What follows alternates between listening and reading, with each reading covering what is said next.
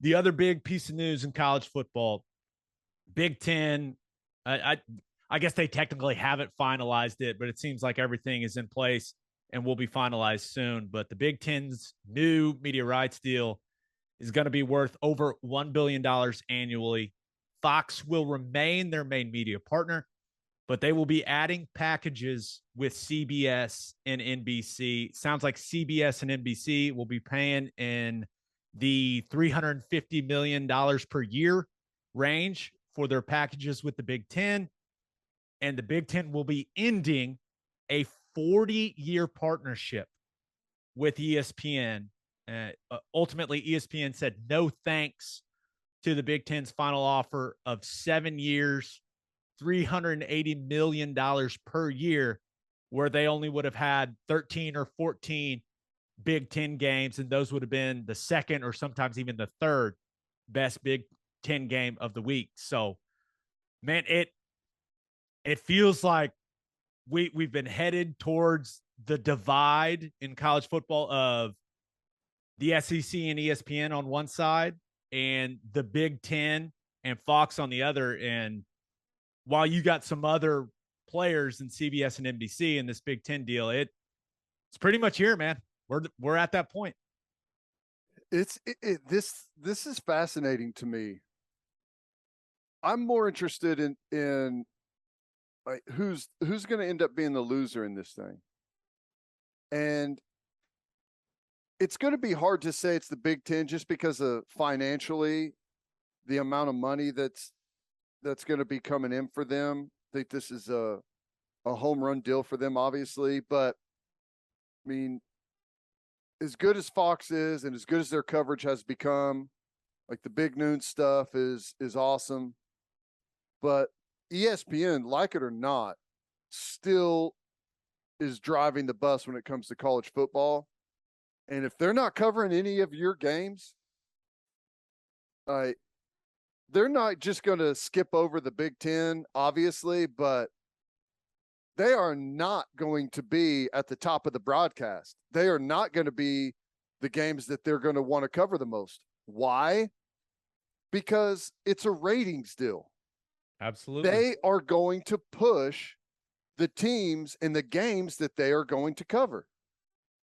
And the Big Ten is not going to be in any of that. I'm anxious to see how that goes for like narratives.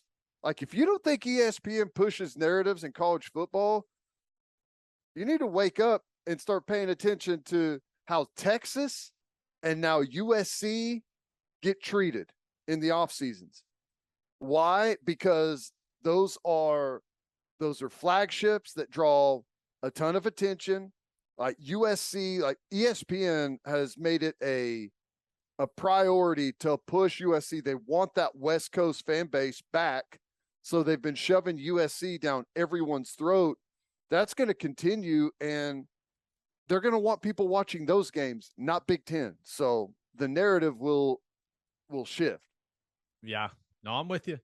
And it's interesting because ESPN's still the biggest player in college football, like you're saying. I can't imagine they're going to send college game day to a Big Ten game, to a Big Ten campus, right? I mean, I don't want to call it a network war. It's just business, right? Why would they do that? Now, they've done it in the past, but now when the divide is so clear, why would they do that? I mean, there is a business component to this thing. They're going to push the games that are going to be on the ESPN family of networks. And you look at it, you mentioned who's going to be the loser in this. It seems like the Pac-12 and the Big 12 are both winners in this situation. Totally agree. Because ESPN, they're not going to have any of the Big Ten. They're going to want the Pac-12 for that late window, right? They're going to want Pac-12 after dark. That's valuable. It would make, for me, when I saw this initially, right, because big noon kickoff is going to be the biggest Big Ten game of the week.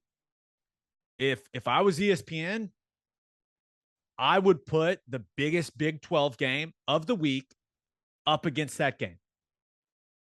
Right? 11 a.m. Hey, let's get our deal signed with the Big 12. We'll go head to head. They can't just let Fox own that time slot. Right. And with what they've got for the 2:30 and the prime time slots with the SEC stuff and ESPN's new deal with the SEC, right? They're probably feeling pretty good about going head to head with the Big Ten in those time slots. So if I'm them, I lock the Big 12 in and I say, hey, we're going to play the best Big 12 game at 11 a.m. Central and go head to head with Fox Big Noon kickoff. But I will say, Kevin Warren, man, the guy's reputation, it's bounced back. It's bounced back since 2020. And he came from the NFL. Remember, he was the COO of the Minnesota Vikings. And when you now look at how this Big Ten TV schedule is going to look, it looks an awful lot like the NFL model, right? You're going to have the best game at 11 a.m. Central for Fox Big Noon kickoff. That'll take you into the Big Ten matchup at 2:30 on CBS. We'll see if they keep the jingle or not. But then that game's going to lead in to the Big Ten's night matchup on NBC. So you've got 3 windows, 3 different networks, all of them paying you a boatload of money. He grabbed USC and UCLA. They'll be added into this in 2024. Kevin Warren, man, that is a bounce back if I've ever seen one. Yeah, I'm interested in the other, like the Pac-12 and the Big 12 ESPN thing for, obviously ESPN is going to pay, is they didn't pay the 380 million. So you got to imagine that they're ready to invest that elsewhere. And I think it's in their best interest to pay maybe a higher dollar amount than you typically would. Why? Because you want to help elevate those programs, right? But you have a vested interest in those programs having more money, having more, being able to chip away in recruiting and in facilities. Like, you want to help all of them get better. Like, you want to invest those monies in those programs getting better. And, without OU and Texas in the Big 12 and without USC, UCLA in the Pac-12, like, they have the negotiating power to really come in and offer some low dollar deals. But I don't know that it's necessarily in their best interest to do that, to try and lowball it. You know what I'm saying? Yeah, you want the programs that are going to be playing on your network to be relevant in the national conversation of college football. Mm-hmm. Now, they've got the SEC, so they're going to be relevant, right? They know that. But, yeah, that's an interesting perspective. Hey, let's not try to lowball them. Let's give the Big 10 or the Big 12 and the Pac-12 a fair deal to where they're bringing in enough revenue to have the resources to compete. Now, they're not going to be on the same level, but it's like you're subsidizing them. You know what I'm saying? It's like you're trying to get that part of the industry up and running and competitive to where they can compete in that market. And if you're one of the programs, like if you're Brett Yormark in the Big 12, you're going, hey, help me help you. That's right.